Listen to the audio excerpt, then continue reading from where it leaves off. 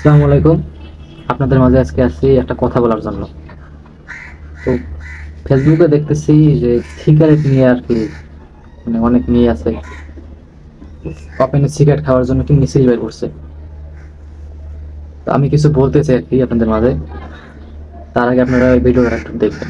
আমরা স্বরাষ্ট্র উপদেষ্টা জাহাঙ্গীরকে সময় বেঁধে দেই যে আপনি 24 ঘন্টার মধ্যে পদত্যাগ করেন, ক্ষমা চান আমাদের কাছে। সেদিন আপনারা দেখেছেন এই লালমাটিয়া এই শহরে, এই ঢাকা শহরের প্রাণ কেন্দ্রে কি করে মেয়েদের গায়ে হাত তোলার মতো ন্যাক্কারজনক ঘটনা ঘটিয়েছে মব করে। এই নারীর উপরে যে হামলা হয়েছে ওটার ক্ষেত্রে আমি যতটুকু জানছি ওনারা দুজন নাকি সিগারেট খেতেছিল এবং কিছু লোক নাকি নামাজ পড়তে যেতেছিল।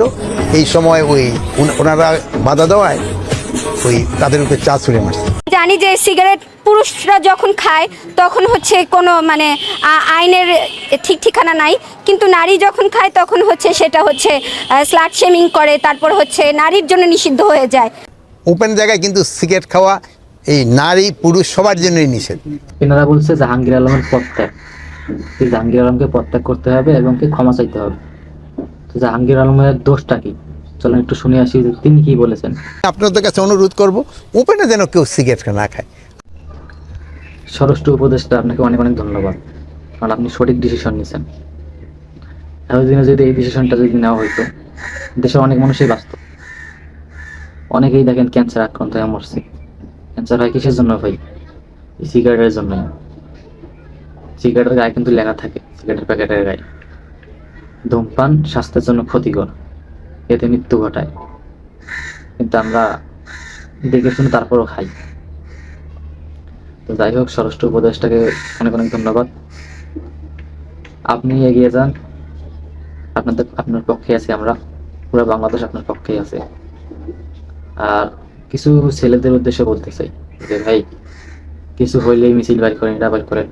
কই এরা যে ওপেনে যে মনে করেন সিগারেট খাচ্ছে, কি এই নিয়ে কি মিছিল বের করছে? আপনারা পোলারা কি এমনকি পোলারা নারী হয়ে গেছেন নাকি, নাকি হিজলা হয়েছেন ভাই? এদের কি থামাতে পারেন না? ধৈর্য ধরে ইচ্ছা মতো মারেন, তাহলে এরা ঠিক হবে। স্বরাষ্ট্র উপদেষ্টা তো কোনো ভুল কথা বলেননি। উনি বলেছেন নারী পুরুষ উভয়কেই কিন্তু বলেছেন কি ওপেনে সিগারেট খাওয়া যাবে না। আমরা কিন্তু পুরুষরা কিন্তু মিছিল নেই, কারণ কি আমরা জানি যে এটা হারাম। আর এটার মধ্যে মিছিল করা মানে কি? নিজের পায়ে নিজে কুড়াল মারা। আর আপনারা কি মেয়ে মানুষ হয়েও কি আপনারা মিছিল নিয়ে বেরোচ্ছেন কি ওপেনে সিগারেট খাবেন? স্বরাষ্ট্রমন্ত্রীর কি পদত্যাগ চান, উপদেষ্টার? তো বলি কি বোন, আপনি কোনো কচু গাছে মানে কচু খেতে জন্ম নিয়েছেন, নাকি আবাসিক হোটেলে, নাকি কোনো কুত্তাই আপনার মানে কিছু বলতে চাই না। তো ওনারা যদি গায়ে যদি চা ছুঁয়ে না মারতো, এত কিছু তো হতো না, আর হবেই না বাকা। ওরা মেয়ে মানুষ, ওপেনে কি সিগারেট খায়? আমরা পোলারা হয়েও কি মুসলিদের সামনে সিগারেট খাইতে লজ্জা করে, ভয় করে? তোমরা মেয়ে মানুষ হয়ে কেমনে পারো ওপেনে সিগারেট খাইতে? তো তোমরা তো বলো যে ছেলে পুরুষ কি সমান অধিকার চান। ঠিক আছে, সমান অধিকার, আমি বললাম যে সমান অধিকার। তো আমরা রাস্তাঘাটে যখন প্রস্রাব করি, আপনারা রাস্তাঘাটে প্রস্রাব করেন তো? আমি ইচ্ছা করলে তো মনে করেন আন্ডারপ্যান্ট পরে রাস্তা দিয়ে হাঁটতে পারি, গায়ে পোশাক ছাড়াই। আপনারা পারবেন? বলছি আপুরা, সমান অধিকার ছাড়া বাদ দেন। আপনাদের কাজ ঘরের কাজটা আগে সামলান, এইসব বাদ দেন, বুঝছেন? আর একটা কথা, দেশে এত মানুষ মরতেছে, ইদানিং দেখি এ মরতেছে, ওই জায়গায় ধর্ষণ হচ্ছে, এরা হচ্ছে না কিসের জন্য ভাই? তোরা মরবি কবে কত?